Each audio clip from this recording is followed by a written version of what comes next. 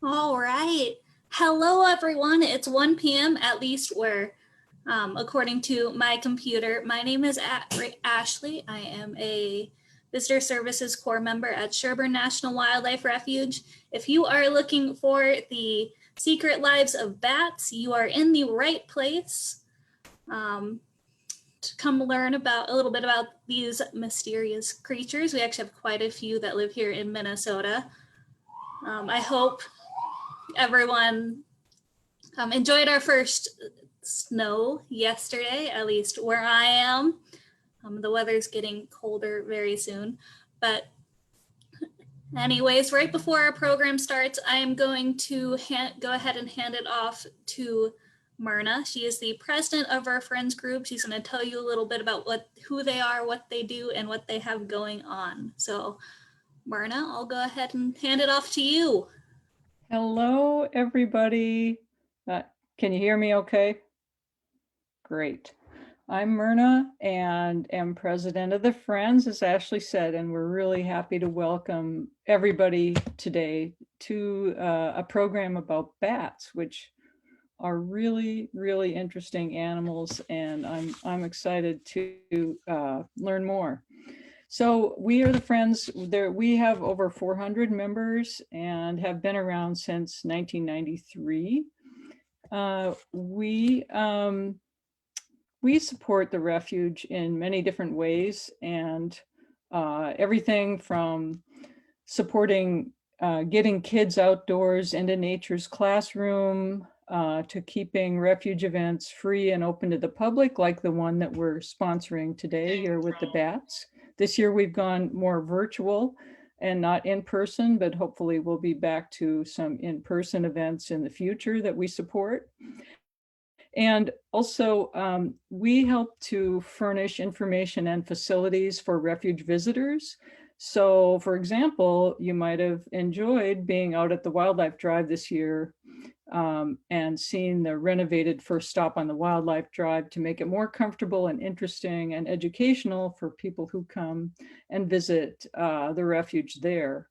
So with that, I want to, we can go on, this time of the year, the sandhill cranes are returning to the refuge where they gather in thousands this time of year. And so we're having a little bit of fun with that. Because of COVID, we didn't have any in-person fundraisers this year. And so we're a little bit behind on the fundraising. So we thought we'd have a fundraiser all about the sandhill cranes, who are now really, they're gathering. There was a count of nearly 9,000 out there on Tuesday. And so there's more on the way. And while they're out there having their party, we thought we'd let you participate in a virtual sandhill celebration. And what you can do is go to our site. You see it there listed, give.classy.org, Backhill Sandhill Celebration. I'll post it in the feed in a few minutes. And you can give a dish, a virtual dinner item for the sandhill cranes, of everything from grasshopper gratinée to cattail casserole. There might be some frog legs you'd want to serve up. So it's all in good fun, but it's really for a great cause. And this time, all during October, you can get a benefit. You can get a Friends membership if you give $25 or more. You will get a free sandhill crane bandana, which was designed by our Ashley, who is hosting the event today. And so she's a really talented artist and is great at drawing wildlife. And you can see there, this is a pretty cool bandana that you might like to have as a memento of the refuge. And if you do donate the $25 or more, then you will get newsletters that keep you up to date on things that are happening at the refuge, and you'll get 10% off in the nature store. So with that, I hope that you really get the chance this year to come out to the refuge while the cranes are here. They're going to be around until November, let's say, and usually they take off when it starts to get cold. If you've never been out to see them, check out the the page on the homepage of the refuge website to learn more about where to go to see them. And, you know, we hope you'll get out there. We hope you'll go to the Sandhill Celebration website and give, so that you can join in the fun with all the rest of us. So with that, Ashley, thank you for hosting today. Thanks, Alicia, for, I know you haven't introduced her yet, but thanks to our program leader today. Thank you. Thank you for joining us, Myrna. Thanks for telling us a bit about the Friends. That is an awesome little fundraiser they are doing to support the refuge. They do a ton for us at Sherburne. And so right before we get started, I do have just a couple more things, just two little housekeeping things. The program will be recorded. If you know someone that wanted to be here and it can't, they'll be able to find it later on the Friends of Sherburne Facebook page where this is live streaming now. And then the second thing is definitely ask lots of questions. We love questions. Let's try to stump Leisha, maybe. So maybe not super difficult questions, but any questions you might have. And well, with that, I'm going to introduce Leisha. Leisha is from the North Lakeland Discovery Center, and she is going to be sharing some stuff with us about bats. So Leisha, it's all yours. All right. Thank you so much, Ashley. And thank you so much, Myrna, for the wonderful introduction to your area there. As Ashley said, I am naturalist Leisha Johnson with the North Lakeland Discovery Center. We are located in Manitowich Waters, Wisconsin, which is several hours away from where you are in Minnesota.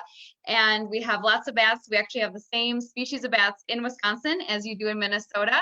I'll be focusing on Minnesota bats today through my presentation.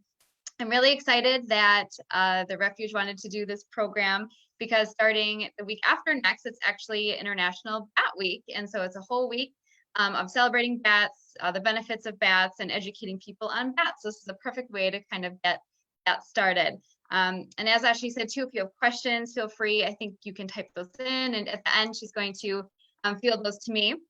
I'm going to start with a little PowerPoint, hopefully about 15, 20 minutes. I'm going to time myself. When I talk about bats, I could literally talk for hours. And then after my presentation, I do have my live big brown bat, Edgar, here with me. So this is his first time live on screen. So he's very excited. He's been primping and prepping all morning for his debut.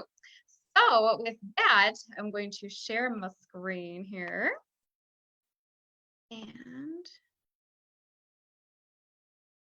all right, so hopefully we have my screen up. All right, excellent. So again, welcome to Secret Lives of Bats. Bats are one of those animals that is really misunderstood by a lot of people.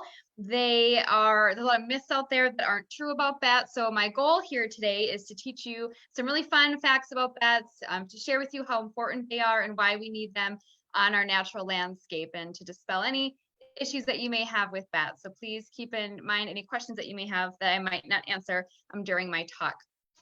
So right as we begin here, just a little bit about the center where I'm from. We are a nonprofit environmental education center located in northern Wisconsin. Our mission is to connect people to the natural world any way that we can. Similar to what it sounds like what you guys do over at your area there. We have canoe trips, hikes, kid programs. We work with school groups, and our summer did look a lot different, like most environmental nature centers, with the lack of programming that we were able to do, but having fun with this virtual platform. So again, I thank you for having me and supporting our Discovery Center in this way. As a nonprofit, we are only funded by our memberships, donations, and program fees. So thank you so much for your support.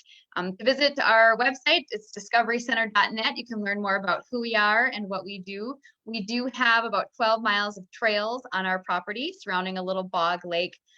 We host parties, groups here. We have cabins that can be rented out. We do a lot of educational programs, but also a lot of citizen science monitoring on bats. I'll talk a little bit about our bat monitoring research programs that we've been doing for over 10 years. We do monarch tagging, lake level monitoring, wolf howling programs, surveys, bird surveys, and a lot of aquatic invasive species work. So we do a lot, everything we can to connect people to the natural world, not only through education, but also getting them hands-on, contributing to scientific data. So with that, we're going to go ahead and begin and learn about our bats. And so I will talk a little bit about their biology, ecology, their benefits, threats to bats, the different kinds of bats we have around the world, and then we'll focus more on the bats that you have in Minnesota and that we actually have in Wisconsin. So to begin, when we look at our bats, they're very uniquely structured. They actually are very similar to humans in the type of bones and things that they have. A lot of times people think that bats are just mice with wings, and that couldn't be further from the truth. They're more closely related to humans than they are to rodents. So they are in the order Chiroptera, which literally means hand wing. And if you look here, this is a cute little fruit bat. And if you look at their wing is actually made up of their hands and their arms. And so you see here is their little elbow. We have a little wrist up here. They have 4 very long fingers that make up their wing, and then a little thumb digit that sticks up, and there's a little thumbnail on there that they use for climbing. Stretched in between those fingers and then down into their ankles is a really thin skin membrane, and it's kind of like your eyelid skin, very, very thin. And at times it can get torn, can get holes in it, but they can repair it pretty quickly. Here at the Discovery Center, we've got 3 education big brown bats, and they all are non-releasable injured. And one of our bats actually is non-releasable because his wing skin was severely torn and he can't fly anymore. But it's a pretty tough skin, but it can get damaged sometimes. So they're in the order Chiroptera, hand wing. Their wings are literally their hands with a little bit of skin stretched in between. They, of course, are nocturnal, so they are active at night. And when we look at the other different kinds of species of bats, there is one type of bat that is a little more active during the day. But here in Wisconsin and in Minnesota, all of our bats are pretty nocturnal. You may see them out during the day. Reasons they would be out during the day would be it was a really rainy, maybe icky night, and so they weren't able to get out and feed as much. So they'll wake up in the morning during the day and be hungry and go out and search for food. So that's one of the reasons why they might be out and about flying. So if you see one flying around, looks like it's eating, it's probably because it wasn't able to get out as much the night before. All right, so when we look at our Chiroptera, we break them into 2 groups. We have our Megachiroptera and our Microchiroptera, and of course that has to do with their size. The largest bat in the world has a wingspan of 6 feet. The Malayan flying fox, also the golden crown Malayan flying fox bat, has a wingspan of 6 feet. And so these are the largest bats in the world, and they live in more tropical areas. Being a fruit bat, we don't have them here in the Midwest. We don't have them in North America. They are more in Australia and Southeast Asia.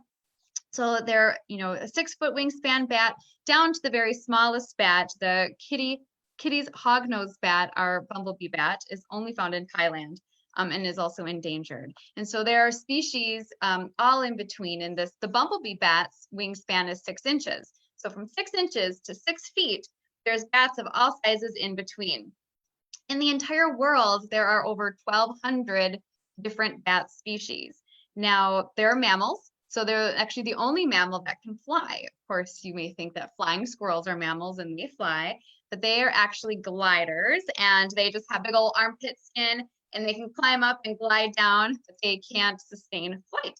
So bats are the only mammals that can truly fly. And when you think about the mammals in the world, there are 4,000 species of mammals. So every type of, horse, dog, cat, there's 4,000 different species of mammals. 1,200 of those is a bat species. So they actually make up over 1/4 of all the mammal species in the world, which makes them incredibly diverse. And if you want to spend a few minutes to kill some time during Bat Week, just Google bats around the world, and you won't believe the crazy looking critters that are out there, just amazing adaptations to live where they live and to eat what they eat. So what do bats eat? Most bats are eating insects, and here in Wisconsin and in Minnesota, all of the bats are insect-eating bats, and those are known as insectivores. So we really like those. I'll talk about the benefits of having those insect bats or insect-feeding bats in just a moment. There are bats that eat fruit around the world. There are bats that actually eat nectar, so similar to hummingbirds and butterflies. So we have nectar eating bats. We have bats that eat meat and fish. And of course, the blood-eating bats are vampire bats. Very fitting for this time of year. And so we'll take a quick look at those guys as well. So when bats are looking for their food, and one of their really cool adaptations is echolocation. And perhaps folks have heard of echolocation. Basically, it's a really high-pitched supersonic sound that comes out of a bat's mouth in quick pulses. And those sound waves go out, they hit an object, those sound waves bounce back, and the bat listens for those echoes to come back, and they know exactly where everything is. They can tell something is fine as a human hair. They can tell if something is a falling leaf or is it a moth that they want to eat. So they're very, very intelligent, and they use this echolocation at night to find their way. Now, bats are not blind. That's another myth, that all bats are blind. That phrase, I'm blind as a bat, is actually not true. Bats have really good eyesight, but because they're active at night, they are using this echolocation as an adaptation to find their prey. I have a couple examples of some different calls for you. And now these are sounds that we don't hear when we're outside. Bats do make a sound we can hear. It's more just like a chirping little sound that they use to communicate with one another, usually when they're in their roost. But when they're out using echolocation, it's so high pitched we can't hear it. So we do use certain equipment, and I'll talk a little about this. We have an acoustic bat monitoring detector that has a microphone on top and a computer inside, and it actually can turn the sound to something we can hear. It actually puts it on our screen like a sonogram, which is really cool. And so each bat species is similar to birds. So I'm going to play 4 different ones for you here. I want you to see if you can listen and hear the different tones and maybe patterning in these different calls from bats. So our first one here is the little brown. Hopefully, Ashley, can you hear that? And I say, I don't think so. Here, if you stop sharing for a second, and then, so turn off sharing. Okay, and sorry. Share your screen again, but in the bottom left corner, there should be a checkbox. Oh, awesome. Thank you. Sorry about that.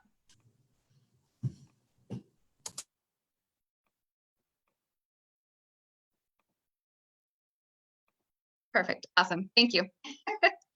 Again, new technology, always something fun. So I'm going to try this again. This little brown bat. Listen to the tone and sounds of this bat.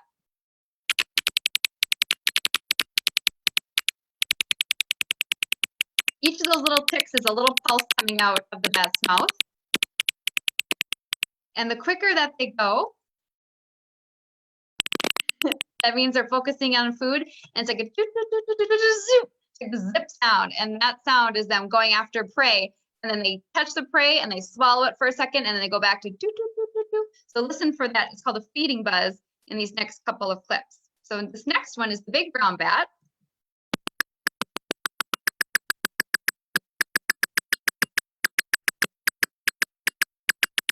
There he was, he ate something. So a little bit different tone, and that's the kind of bat that we have here today to show you, our Edgar. Listen to this one. This is the red bat. Much higher toned call. And then this last one is my favorite. This is the hoary bat. And you have all these bats in Minnesota, but it's got a really fun little beat to it. I love to have somebody turn it into music sometimes. So here's our hoary bat.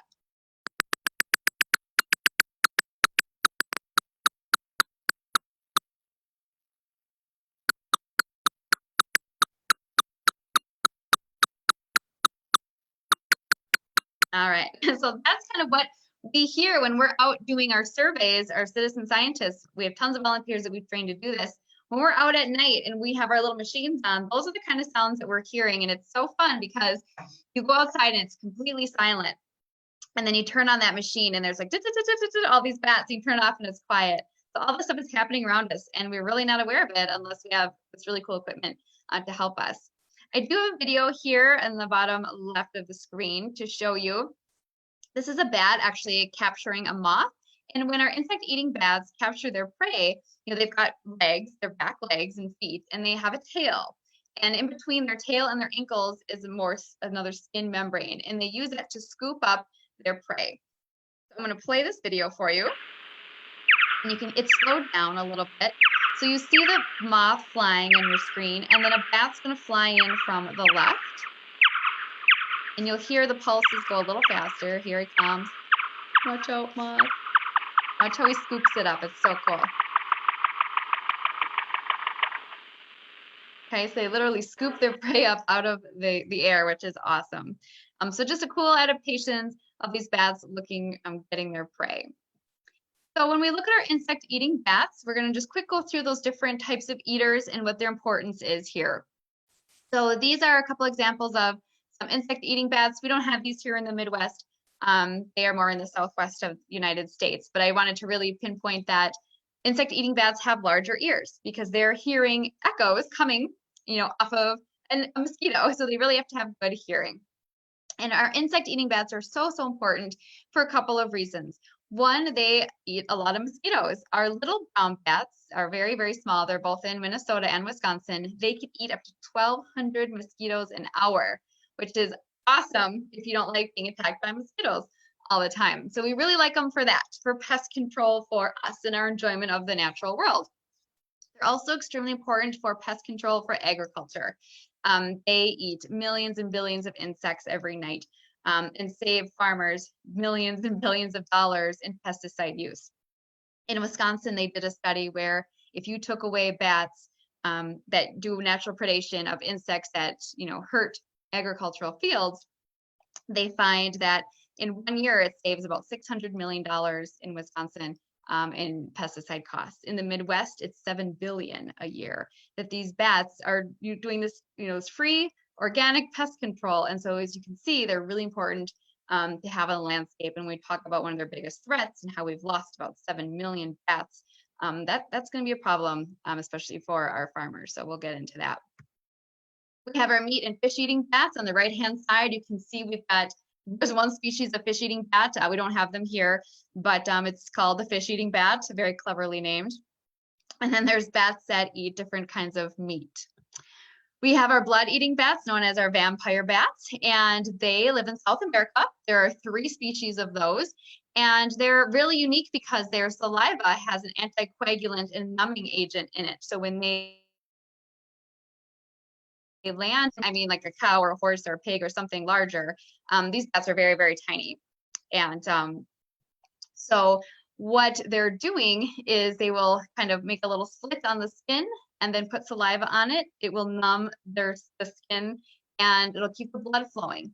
And scientists are actually looking at the saliva of vampire bats to use to help with stroke victims. And they've produced something called Draculin out of this bat saliva to help stroke victims, which is really cool. It's called biomimicry when we use things from nature to help humans. Looking at our nectar-eating bats, as you can see, these bats are very important for pollination. Just like our other nectar-eating critters, their faces are going into flowers, and they are collecting pollen and pollinating lots and lots of things. Most notably, the agave plant, a very important plant. About 98% of all agave plants are pollinated by bats. Things like bananas, avocados, dates, all pollinated by bats. You can see in the center picture, this long pink thing here in this tube is actually the bat's tongue. A lot of these bats have super, super long tongues to get into those flowers, and they're the only mammals that have tongues as long as their bodies. And when they're not using it to get food, they roll it up and store it under their rib cage, which is pretty awesome. So these guys are really important for our pollination. And then we have our fruit-eating bats. These bats are really important because when they're eating their fruit, they digest everything except the seeds, and they poop the seeds out while they're flying around. And actually, bat poop, also known as guano, is very, very good fertilizer. People actually buy it to put in plants and gardens. And so these fruit bats are flying around these forests that a lot of times have been completely cut down and not replanted. And so they're flying around, they're pooping out these perfect little fertilizer packets with the seed in it, drops to the ground, new trees are growing up. So they're reforesting entire areas just by flying around and pooping. So these fruit bats are extremely important in the areas where they live. We're going to narrow it down here to the bats of Minnesota. As I mentioned before, there are 1,200 different species of bats in the world, or even more than that, I think. And in Minnesota, you have 8. So 8 species of bats in Minnesota. We actually have the same exact species in Wisconsin, and we'll break these into 2 groups. The first 4 that I'll talk about are known as cave bats.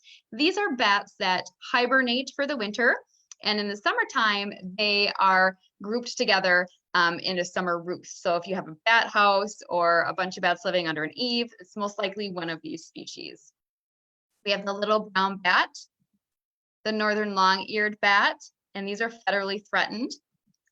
The big brown bat, which is what Edgar is, and the tricolored bat. And in the state of Minnesota, these are a species of concern due to white nose syndrome, which is a fungus that I'll talk about that has killed millions of bats. In Wisconsin, these 4 species are considered threatened.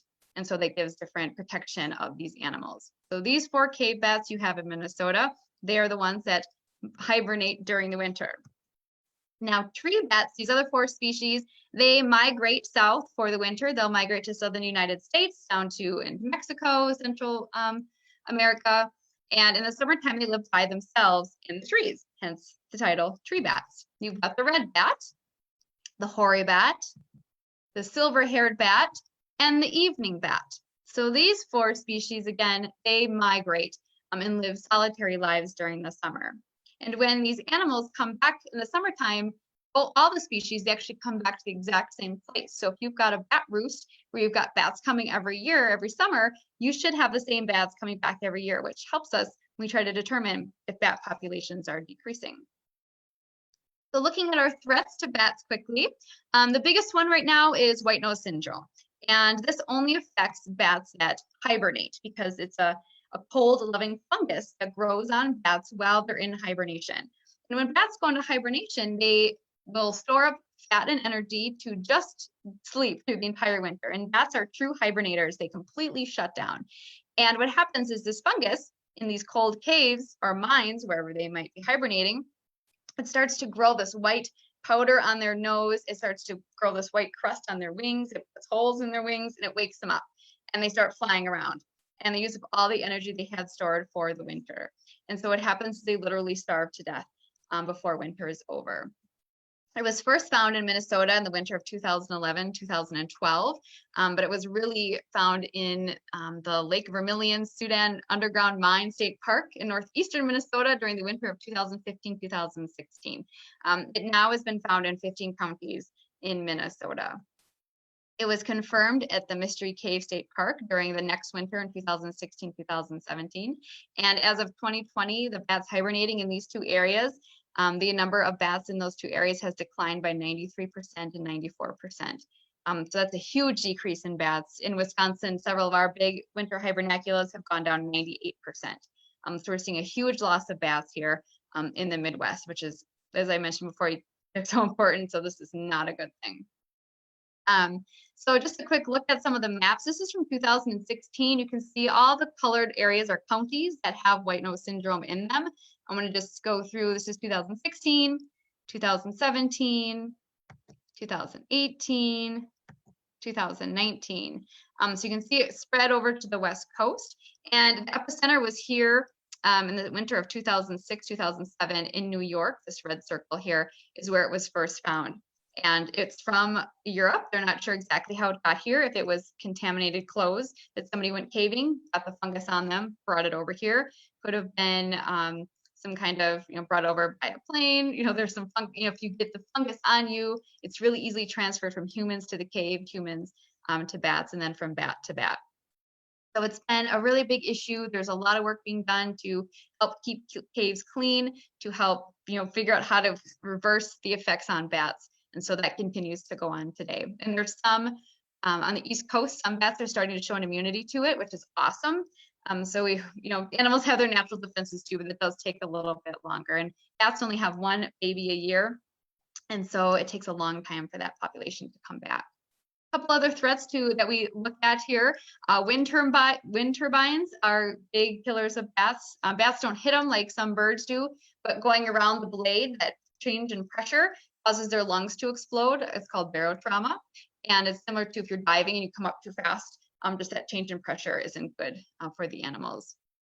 Pesticide use, of course, is very negative for many things. Insects get chemicals on them. The bats could eat those insects and get sick as well. And then climate change, changing, temperatures affect the bats. They come out too early when their food's not out. So just kind of that changing and slowly climate can be detrimental to bats as well. And then, of course, habitat destruction. Bats live in the forests. Forests are being cut down all over. They love old buildings, which get taken down. And so this, the loss of habitat for a lot of our animals is an issue. So before we meet Edgar, what is your state? What is Minnesota doing to help its bats? They have a lot of surveillance and monitoring going on. So they're looking at the health of the bat populations, conducting surveillance for the disease, and just trying to keep sites clean of white nose syndrome. They're trying to control the spread by, if you visit any of those places that I mentioned, I've never been to those, maybe some of you have, you now have to walk across special mats that decontaminate your shoes. So if you have gone somewhere where you potentially bring that fungus in, that stops that from happening. And then collaborating and assisting with research with other entities. And I don't know if in Minnesota, I couldn't find anywhere where the state is actually conducting these acoustic bat monitoring surveys, but hopefully somebody's doing those. Check into that. So just to show you kind of how these acoustic bat monitoring surveys work, this is a sample survey that we did back in 2010 here. You can see June 18th, 2010. And what you're looking at is a route that somebody paddled along the shoreline of a place called the Dial Flowage up here. And each of those circles is a bat that was encountered, and it's the color determines the species that you saw. So you can see here in 2010, there was a lot of bats that the surveyor encountered. Here's the same survey 6 years later, in 2016. Now, white nose syndrome came into our state in 2014. So these maps should look very similar. This is just, this one down here is 2 years after white nose syndrome came. You can see just the incredible decrease of bats that were encountered in that survey. One more to show you. This is from August 2013, so a year before white nose hit Wisconsin, at a little lake up here. Look at the little green dots are little brown bats, just solid bats on this survey. It was amazing. This is the same survey in 2017. These numbers, they should look the same, but look at how different they are. Just to show you, the bat numbers are down. People aren't seeing the bats that they used to. So this is why it's so important to educate people on bats, to understand how important they are in the landscape. So what can you do as a citizen to help our bats? Simply build and install a bat house. And if you want any more information on anything that I talk about here, I'll have my email at the end. I'm happy to send you documents and places to go. But providing habitat is huge. Create a bat garden. We have a garden here at the center called a bat garden, and we're planting plants that attract nighttime insects that bats like. Really fun and easy to do. Keep live and dead trees up on your property. These are really important areas for bats to live. If you have to exclude bats from your home, use non-lethal methods. Don't kill the bats, basically, is what I'm trying to tell you there. If there's acoustic surveys in your area or bat house monitoring programs, get involved and figure out what kind of bats you have and what their numbers are like. If you know of large numbers of bats in any area, contact your Department of Natural Resources. I'm sure they'd love to hear that because they're trying to do the research and figure out where bats are and how many you guys have left. And of course, educate people. That's the hugest thing. Tell people the importance of bats. They aren't all just out there. They're not dirty. Bats are extremely clean animals. A huge myth is that they all have rabies and they're going to attack you and kill you and give you rabies. Well, as a mammal, they can carry rabies. Less than 0.1% of bats will ever carry it. And most of the time it's, people get it because a bat was out during the day on the ground, which is very unusual. So it was a sick bat, and they go and pick it up with bare hands. Well, yeah, of course, an animal is going to bite you if it feels threatened. So there's ways to handle bats using thick leather gloves and just being smart and understanding how the bat should act. And if it's acting abnormally, it's probably sick, and maybe we should take extra precaution with that animal. And I'm happy to talk more about that if people are interested in that. I did put some resources on here for you to go to find more information on bats. So with that, that's the quickest I've ever talked about bats in 26 minutes. But I do have Edgar, so I'm going to take him out, and I'll talk a little bit about their life cycle if we want, and a little bit about Edgar himself, and then answer any questions that folks have passed on to Ashley. So I will unshare my screen. Awesome. All right, so this might take me just a second. It's all good. Now's a good time for you guys to write some questions in the comments if you have any. That was a lot of bad info at a very short amount of time. And I know I have a few questions, so everyone else Sure knows. thing. Sure thing.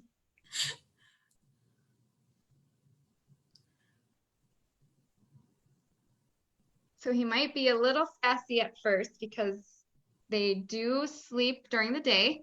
So I did have to wake him up. All right. So this is our Edgar. It's kind of hard to see him. He is a big brown bat. And this is one of the common bats you have in Minnesota and that we do also have in Wisconsin. This is one of our largest bat species, if you can believe it. Their wingspan is anywhere between 12 and 15 inches in length. And the hoary bat is the one that's just a little bit bigger. But you can see these kind of hanging here. He's got his little feet, which are cool. Bats have really special toes for hanging upside down. It's a defense for them to hang upside down. That way they can drop and get away from predators pretty quickly. And so what's neat about their feet and their legs is they actually have a special tendon in their leg. And when they hang upside down, that tendon with their body weight actually pulls their toes closed. And so they actually do not use any energy to hang upside down. Their toes are automatically being closed by their body weight, and they use energy to open up their toes and to drop and fly away. So you can see he's got super long little toes there. And you can see his mouth is kind of opening and moving. I can't hear anything, so he's echolocating or just kind of shooting out some supersonic sound waves there. But Edgar came to the Discovery Center because he has a broken wing.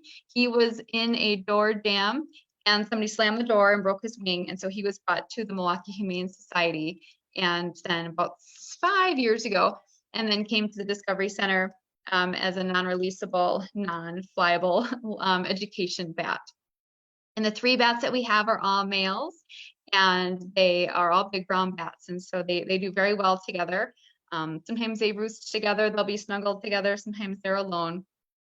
And so we do feed them live mealworms every night. The mealworms get special food to eat, sweet potatoes and some other nutrients. And then when the bats eat them, they get that nutrition as well. And then we do feed them once a week, and they get something called a bat smoothie.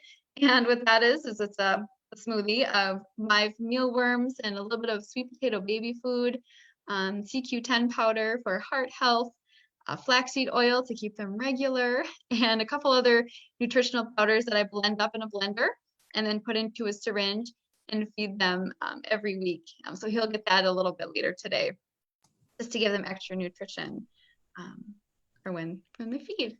Someone asked, that this ties in pretty well. Does Edgar have a favorite food?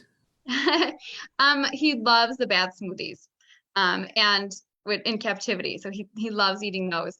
In the wild, big brown bats are almost strictly beetle eaters. And so they're eating June bugs, any little beetle that's flying around in the evening time. Big brown bats tend to be almost strictly beetle eaters.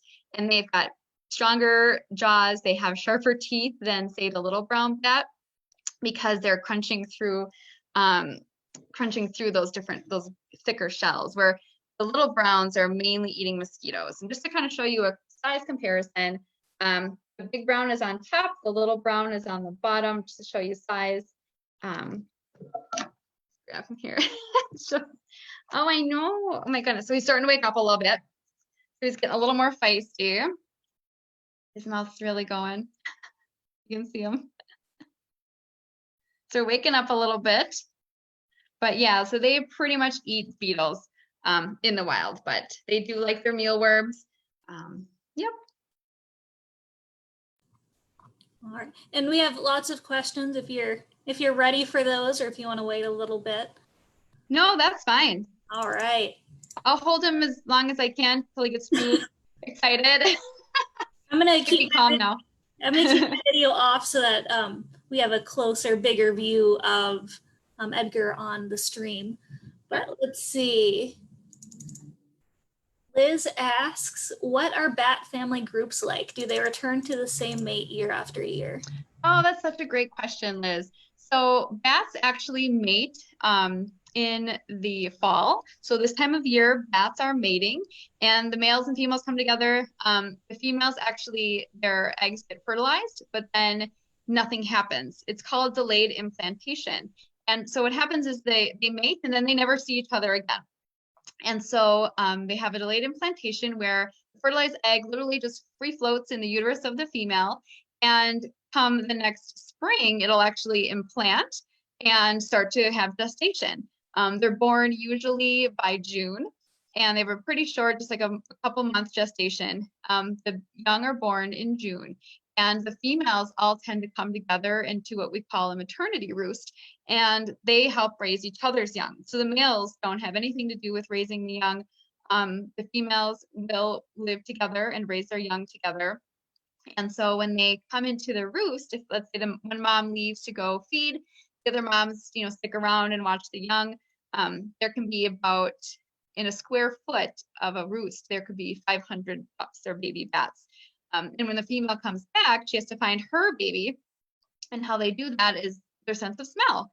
And so they'll know exactly which pup is theirs out of the hundreds of pups that could be in a roost. And those females will come back to that same roost every year, which is a great way for us to determine population, because if you counted, if you actually are monitoring it and the numbers are going down every year, they should stay about the same and even increase if some of the young actually come back if they're females.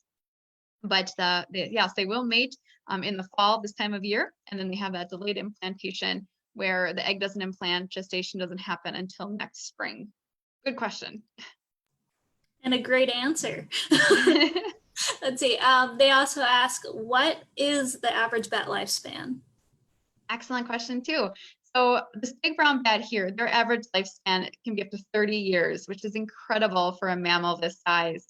Depending on species, it could be a little less. Some are 15. Some of the bigger bats live a little, not as much. That one picture of me with the Malayan flying fox fruit bat, she was actually 22 during that photo. And that photo was, I think, like 4 years ago, and she's still alive. Her name's Camilla. She lives down in Florida.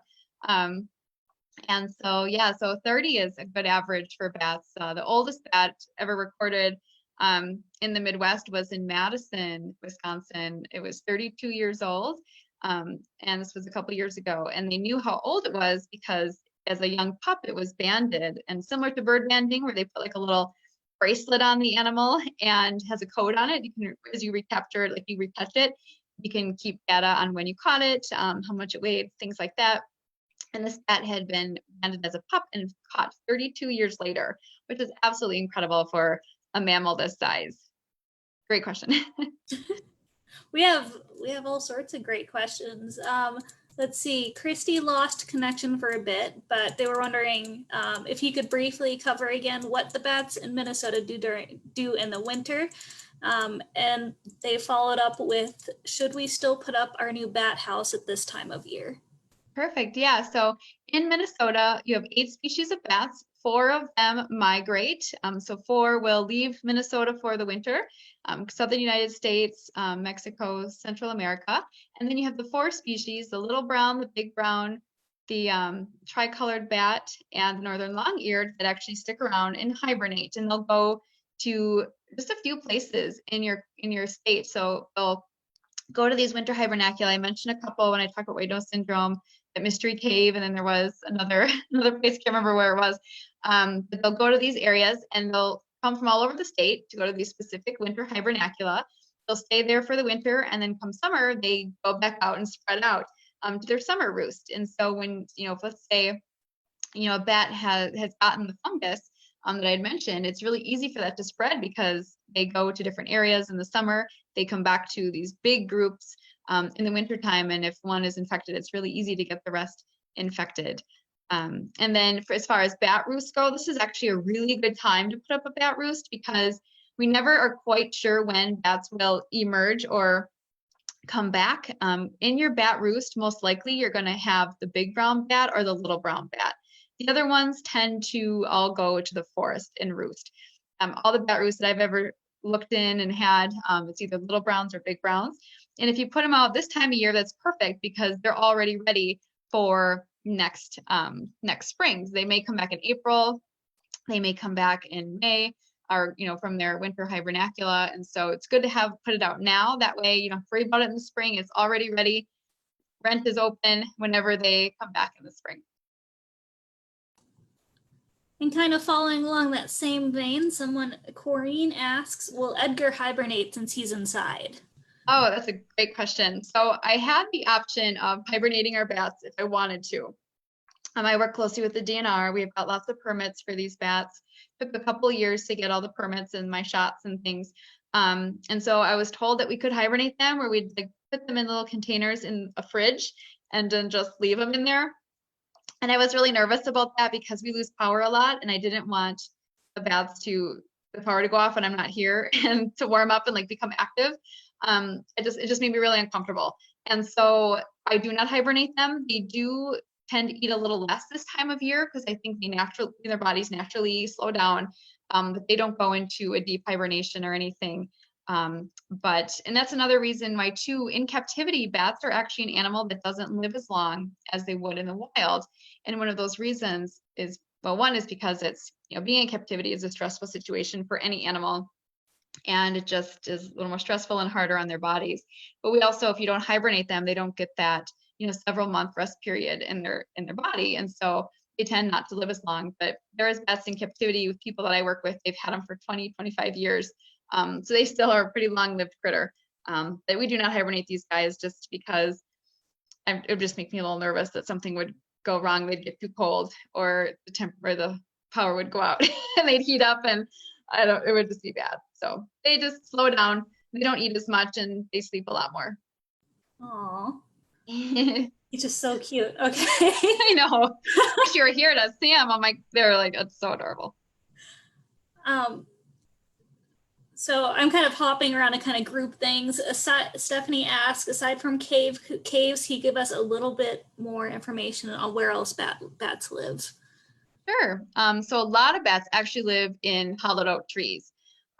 Those are great places for any species of bat to live. So that's why it's so important if you have a hollow tree on your property to leave it if it's not a safety issue, because that is the perfect roost for a bat. So hollowed trees are a huge place where you're going to find all species of bats. You'll find species of bats in old buildings. They love old barns. In the Midwest, we have a lot of old farms and old outbuildings that are around. So those are great places for bats as well. Unfortunately, a lot of bats do live in people's attics, in their houses. Those are great areas. They really like anything that is dark, quiet, and gets warm. In the summertime, especially with the maternity roost, they like it to be over 100 degrees. And so when you're putting up a bat roost, you want to make sure that it gets about 6 to 8 hours of full sun a day, because they really need it hot in there for those babies to grow and to stay warm. So those areas are really important. And then bat roosts, people building and putting up bat houses. There's really no easy way to get a bat to come and live in your roost if you build it. It's not like if you build it, they will come, especially with the numbers the way that they are. There's just so few bats right now. But if there's an area on your house that you've had bats living and you exclude them from that area, if you put up a bat roost in that area, then chances are they'll probably go there. It might take a few years for bats to find your roost as a good place to sleep. But don't let that discourage you from putting up habitat, because they definitely need it. All right, I think we just have a couple more. One of them, Patty asks, what plants should be planted for a bat garden? Oh, I can't quite remember the species that I have in there. Yeah, I know false indigo is in there. And, I can maybe provide you, Ashley, I've got a wonderful PDF that goes the different areas in the Midwest and in the South and the Southeast that have the plants. So maybe I could give it to you, Ashley, and you could post that. Yeah, I think we could do works. that. Cool. Sorry, I can't quite remember all the plants that we put in there. Yeah, sorry. And Patty, I'm not sure about I'll try to answer this follow-up question. They ask if there used to be a monitoring program at St. Cloud State University, which is near us here in Minnesota. Is that still happening? Patty, I do not know. I will look into that. Yeah, check So, with the DNR might know of places. Ours is statewide, so there's thousands of volunteers that go out. I've got about over 100 volunteers that go out during the summertime. They rent out the machine and do 3 surveys a season, usually early in the season for like the spring migrants coming in, and then a middle of the summer, like full species survey, and then in the fall, early fall, kind of the fall migration movement to try to figure out the bats that we have. But yeah, and I did have, and I'll maybe actually can post to my email address. So if people wanted more information on that bat garden or anything else, you can always email me and just say you watched the video and hey, I've got this question, or if you send me that document, I'm happy to do that. I've got great documents on building bat roosts and things like that too. perfect. And I think we just have one last one. Everyone, if you have any more questions, now's the time to post them. But let's see, what sort of enrichment do they get? Yeah, so they have a really large enclosure that the 3 boys live in, called the bachelor pad. And so what I have in there is they can climb up the walls, and then within the large enclosure, I have hanging dishes, and I have different fabrics and things kind of swooped around, and different things for them to crawl through and crawl into, and to snuggle into. And so every other day or so, I will take everything out and move it around. So kind of changing up their landscape a little bit to help keep them enriched, and like, looking around their habitat and trying to find their food dishes and things like that. So we'll move those around every night, just so they don't get lazy and know that it's in the same place all the time. So we do switch up their habitat quite a bit, and then where we're putting their food dishes too, to kind of help them get enriched. And then I do take them out, that once a week I feed them their bat smoothie.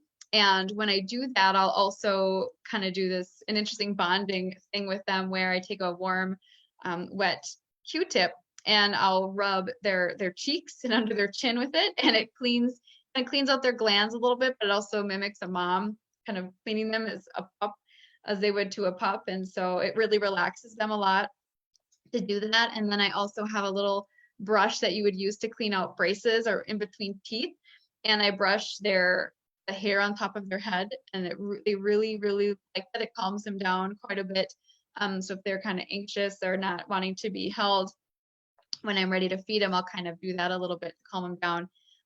That they'll just kind of like vibrate and just like close their eyes. And it's really fun to brush their little fur. Sometimes I give them little faux hawks and little comb overs and stuff. But yeah, so we do as much enrichment as we can within their habitat, just changing it up and giving them new places to explore and things like that. All right, well, that's all the questions I see in our comments right now. Okay. So I think we're pretty close to wrapping up here. So everyone say goodbye to Edgar. He's snuggling in. Liz says this was wonderful. Thank you so much. Thank you for having me. For everyone else tuning in, we are planning on having more programming, hopefully around sandhill cranes in the upcoming week. So stay tuned on that. But all right, I think I'll go ahead and end our live. Thank you, Sue, who says terrific presentation. But yeah, have a great day, everyone. Enjoy the weekend. Yeah, thanks everyone for tuning in and wanting to learn more about bats, and hope you learned something new and interesting, and share hopefully your new knowledge and passion for bats with everyone else.